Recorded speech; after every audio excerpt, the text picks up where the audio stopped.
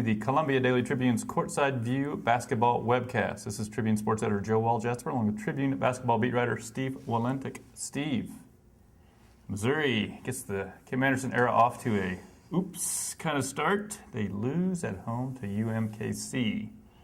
Oops. UMKC OMG, as I like to say.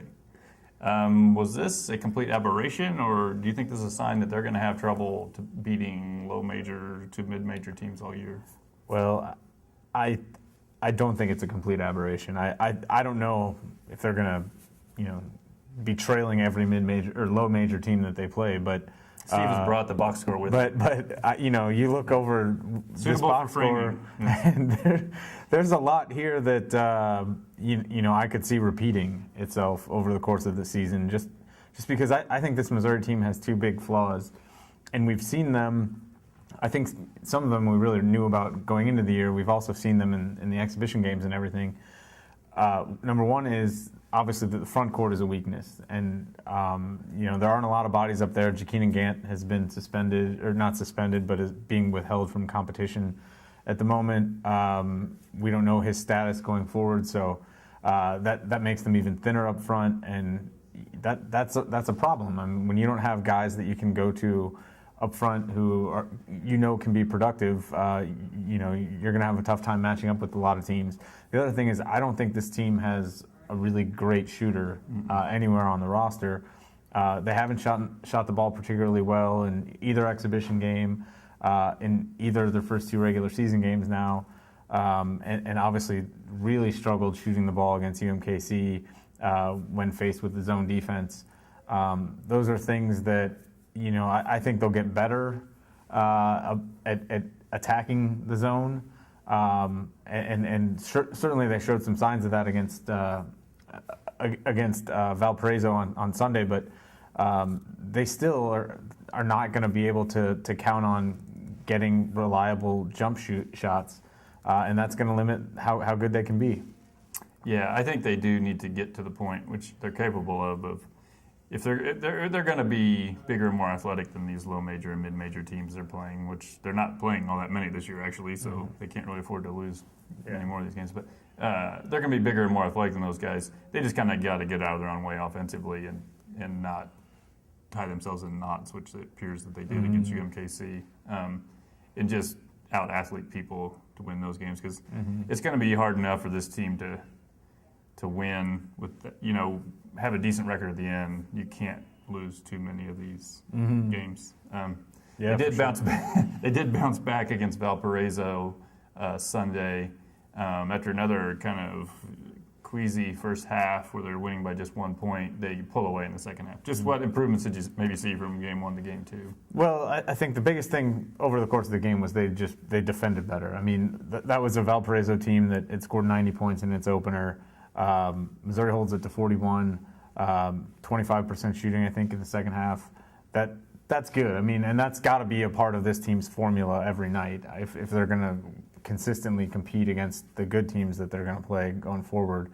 They're going to have to be a really gritty defensive team, because they can't count on being a team that's going to outscore people like we've seen Missouri do the last few years. I think that was the first thing, and I did think in the second half they did play better offensively. They made a few jump shots, which helps. Shot 53%, which isn't off the charts, but given where they were, that's a great improvement. I thought Jonathan Williams really had some nice stretches in the second half, and that's big. Missouri needs.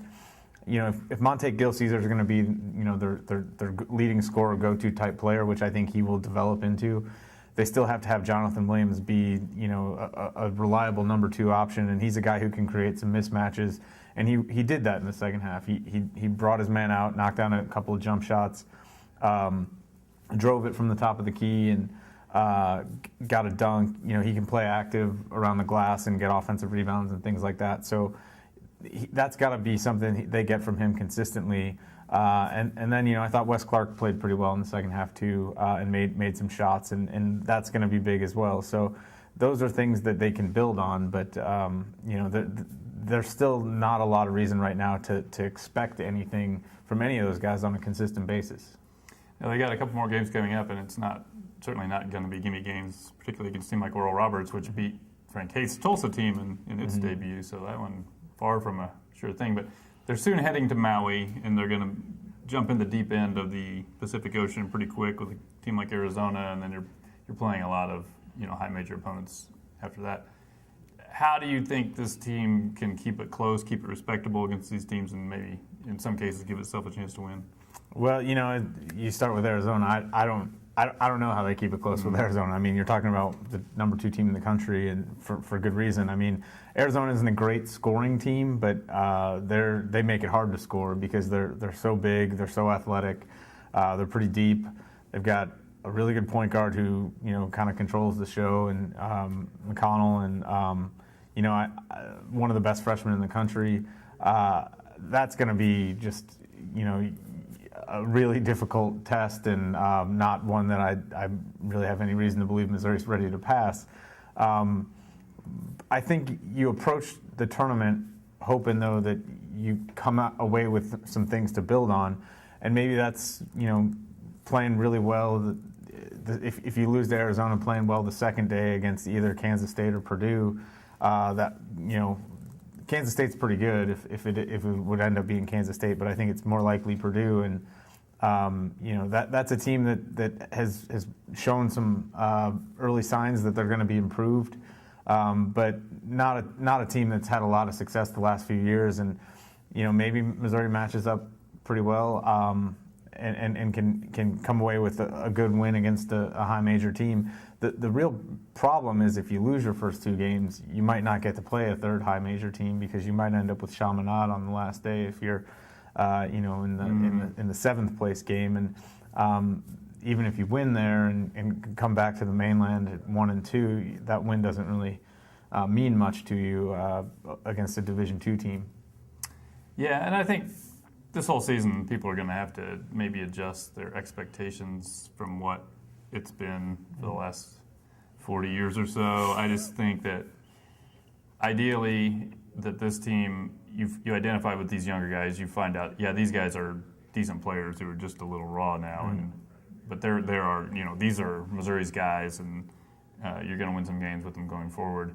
I think if Frank Haith had stayed and they had found 5 more transfers, they probably beat UMKC and they win a few more games this year. But I do think the one thing you can say for what's going on with Missouri basketball now is they kind of got off that Robin Peter DePay Paul track they were on, where it was constantly, and this roster was in constant crisis mode, and are, at least now, I think, have things stabilized a little bit that way. And the downside of that is you're probably not going to enjoy watching them play much this year while they're going through the growing pains, because it's not a Kentucky freshman class where you just recycle it and away we go. I mean, these guys are not immediate impact players except for perhaps Gil Caesar.